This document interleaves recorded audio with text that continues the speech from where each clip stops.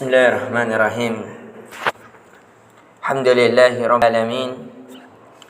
Salatu wassalamu ala Rasulillah ma ba'd. Allahumma anfa'na bima 'allamtana wa 'allimna ma yanfa'una wa zidna ilman. Assalamualaikum warahmatullahi wabarakatuh. Alhamdulillah, kita kembali dilembutkan oleh Allah Azza wa Jal untuk mengkaji dari nilai-nilai ketakwaan kepada Allah Azza wa Jal. Dan hendaknya kita juga agar mengistirahatkan fikiran kita dalam bertadabbur tentang kekuasaan dan kebesaran Allah Azza wa Jal. Kalau bisa juga, biasanya kita juga sebut tafakkur. Apa itu tadabbur dan tafakkur? Tadabbur adalah seseorang berdiam diri dan mengingatkan di dalam ingatannya dari sesuatu kejadian-kejadian yang menjadikan dari kejadian tersebut menjadi sebab ia membesarkan, mengagungkan dan mensucikan Allah Azza wa Jalla. Dan sebagaimana kisah yang telah kita kisahkan, kalau kita melihat dan berdiam sejenak dari kekuasaan Allah Azza wa Jalla kepada Fir'aun, kita melihat bagaimana kebesaran dan kemuliaan Allah Azza wa Jalla dan bagaimana kelembutan dan kasih sayang Allah Azza wa Jalla, khususnya kepada orang-orang yang beriman, dan bagaimana ketegasan dan kemurkaan Allah Azza wa Jalla kepada orang-orang yang kufur. Kita melihat dari kisah Nabi Musa alaihi salam, di antara kelembutan Allah Azza wa Jalla. Jadi di pertemuan ini kita mengambil faedah dari kisah Nabi Musa sebelum Nabi Musa diturunkan Taurat kepadanya. Yang pertama kita melihat kelembutan dan kebesaran Allah Azza wa Jalla, yang dimana Nabi Musa hidup di kandang singanya sendiri. Artinya, ya, karena Fir'aun yang memberikan keputusan agar semua anak laki-laki dibunuh, akan tetapi dengan hikmah dan kebesaran Allah, Fir'aun bahkan di dalam rumahnya sendiri hidup seorang nabi yang dimana yang akan menghancurkan dirinya dan kerajaannya. Dan pelajaran yang kedua yang kita ambil pelajaran dari kisah Nabi Musa alaihissalam, bahwasanya seluruh para nabi dan para rasul tugasnya hanyalah satu, yaitu bagaimana mengajak manusia untuk beribadah hanya kepada Allah dan meninggalkan seluruh peribadatan selain kepada Allah. Dan pelajaran yang ketiga yang hendaknya kita mengambil pelajaran, bahwasanya kebahagiaan, kemuliaan dan kesejahteraan, kemenangan seorang hamba di dunia, alam barzah dan akhiratnya tidak ada jalan lain dan kecuali mengikuti para rasulnya. Maka dari itu umat ini berbagai masalah problematika yang dihadapi, dari permasalahan perbedaan pendapat di para agama, baik dari kalangan bawah sampai tokoh-tokohnya, bagaimana permasalahan banyaknya persinahan di mana-mana, banyaknya narkotika yang tersebar, rusaknya akhlak kaum muslimin, bagaimana hilangnya nilai-nilai keislaman di badan-badan kaum muslimin. Itu semuanya karena mereka jauh dari mengikuti jalan para nabi dan para rasul. Maka dari itu kita melihat dari kisah Nabi Musa, bagaimana Allah selamatkan kaumnya Nabi Musa dan Allah angkat kesaliman dari Fir'aun, dan bagaimana Allah menghancurkan kerajaan Fir'aun walaupun ia memiliki bala tentara yang banyak, bala tentara yang kuat, harta yang menjadi power untuk menguatkannya, akan tetapi Allah sangat-sangat mudah menghancurkannya. Dengan apa? Dengan ditenggelamkannya dia di laut. Dengan apa? Dengan dilembutkannya Fir'aun untuk mengejar. Ada saja sebab-sebab yang menjadikan manusia bisa dihancurkan oleh Allah Azza wa Jalla. Dan di pertemuan kali ini juga bisa kita mengambil faedah bahwasanya terkadang seseorang dengan musibah-musibah itu bisa menjadikan seseorang untuk kembali kepada Allah. Sebagaimana kita melihat Nabi Musa alaihissalam ketika ia ditimpa musibah, disebabkan dia cadel, disebabkan dia takut, akhirnya dia kembali kepada Allah. Karena Nabi Musa pernah cadel ketika bayi, akhirnya dia kembali kepada Allah, meminta seseorang yang menemaninya, akhirnya dikirimlah Harun. Nabi Musa takut karena pernah ada terjadi hal ketika ia membunuh di Mesir, akhirnya dia minta kepada Allah, akhirnya takutnya menjadi keamanan, kesempitannya menjadi keluasan, dan segala yang gelap menjadi terang benderang di dalam kehidupannya.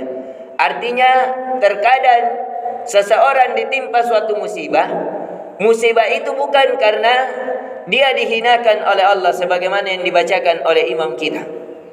Yang terkadang seseorang kalau tidak diberi rezeki, dia mengatakan ahanan, kami dicelah. Tapi kalau dia diberikan rezeki yang banyak, anak-anak yang dia banggakan, kebun-kebun yang sangat luas, mereka mengatakan akroman, mereka bahwa Allah memuliakan kita. Padahal kemuliaan dan kehinaan seorang hamba itu tidak diukur dengan perkara-perkara duniawi, akan tetapi diukur dengan perkara-perkara ukhrawi. Kalau ada seorang hamba yang kita lihat, walaupun dia kaya, walaupun dia miskin, itu tidak menjadi ukuran selama dia di atas ketaatan kepada Allah. Walaupun ada terjadi perbedaan pendapat, yang mana kaya lebih mulia, orang yang kaya dia bersyukur atau orang yang miskin yang bersabar? Tentu keduanya adalah kemuliaan. Dan yang di pertemuan kali ini juga kita bisa mengambil pelajaran untuk tambahan dari kisah Nabi Musa alaihi salam, bahwasanya Nabi Musa sebelum ditenggelamkan oleh Allah, Allah sudah mengirim banyak ujian kepada Fir'aun. Jadi Fir'aun ini tidak langsung ditenggelamkan oleh Allah, akan tetapi ada 8 bencana yang dia diberikan sebelum dia ditenggelamkan oleh Allah Azza wa Jalla. Sebagaimana yang Allah firmankan di dalam surah Al-A'raf di ayat 133, kata Allah Azza wa Jalla, fa arsalna 'alaihim at-tufana wal jarada wal qummala wad-dafadi'a wad-dama ayatun mufassalatin fastakbaru wa kanu qauman mujrimin. Kata Allah Azza wa Jalla di dalam surah Al-A'raf, maka kami mengirimkan kepada Fir'aun, kepada mereka, yaitu topan. Jadi sebelum Fir'aun ditenggelamkan, itu Fir'aun pernah terkena bencana di Mesir dengan adanya topan. Topan itu angin yang sangat kuat, yang menjadikan seorang hamba takut kepada Allah. Tapi ketika topan ini hilang, maka hilang pula ketakutannya kepada Allah. Kemudian setelah dikirimkan topan, tidak lama kemudian Allah mengirimkan belalang. Sampai-sampai kata Ibnu Katsir rahimallahu ta'ala, belalang ini sangat besar. Bayangkan kalau besarnya belalang yang dikirimkan oleh Fir'aun, sampai-sampai itu belalang kalau hinggap di baut-baut pintu Fir'aun bisa memakannya dan menghancurkan sehingga kerajaan pintu Fir'aun itu rusak. Belalang ini, belalangnya bukan belalang kecil, belalang besar. Dan belalang biasanya hanya memakan daun, tapi ini memakan kerajaan Fir'aun. Bahkan pintu besi yang sangat besar yang dibuat oleh Fir'aun, kalau belalang hinggap di situ dan memakan baut-bautnya, akhirnya baut itu habis dan menjadikan pintu itu jatuh. Ini kata Ibnu Katsir rahimahullahu ta'ala di dalam tafsirnya. Bahkan juga setelah dikirimkan belalang, Allah mengirimkan kutu. Jadi ada bencana kutu. Ini kerajaannya Fir'aun dipenuhi dengan kutu. Akhirnya mereka gatal-gatal semuanya. Akhirnya tidak mendapatkan ketenangan hidup. Dan juga pernah dikirimkan katak. Jadi pernah Fir'aun, Allah mengirimkan banyaknya katak di dalam kerajaannya. Setiap dia membuka makanan yang ia ingin makan, langsung muncul katak, kodok. Mau minum minuman, muncul katak. Mau pergi ke kamar sana, ke kamar sini, banyak katak di kerajaannya. Ini menjadi bencana bagi Fir'aun. Akan tetapi setelah bencana-bencana, diadakannya topang, adanya belalang, adanya kutu, adanya katak, adanya darah. Bahkan pernah Fir'aun juga sampai-sampai semua airnya menjadi darah.